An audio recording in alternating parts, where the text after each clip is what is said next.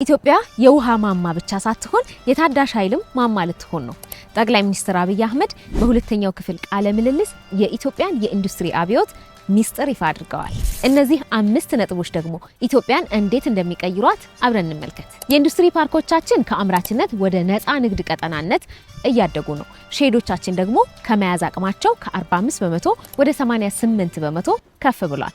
ኤክስፖርታቸውን በሚቀጥለው ዓመት $1 ቢሊዮን ይደርሳል ተብሎ ይጠበቃል። ኢትዮጵያ ውስጥ ይመረት ብቻ ሳይሆን በኢትዮጵያ ታምርት ዩኒፎርም፣ የቢራ ብቅል እና ስንዴን ጨምሮ 96 ምርቶቻችን በሀገር ውስጥ ለመተካት ታቅዷል። እስካሁን $3.6 ቢሊዮን የሚያወጡ ምርቶች በሀገር ውስጥ መተካት ተችሏል። የሎጂስቲክስ ወጪያችንን በ30 በመቶ ለመቀነስ የባህር በር ጉዳይ የህልውና ጉዳይ ነው። በአጭር ጊዜ ደግሞ የሞጆ ደረቅ ወደብ የጅቡቲና የበርበራን ወደብ የሚበልጥ ግዙፍ አቅም ሆኖ ይመረቃል።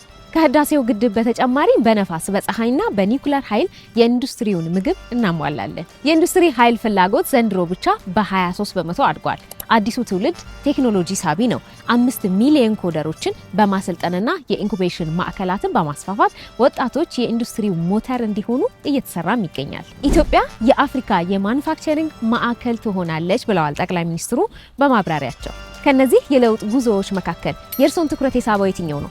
ሐሳቦትን በኮሜንት ያጋሩ።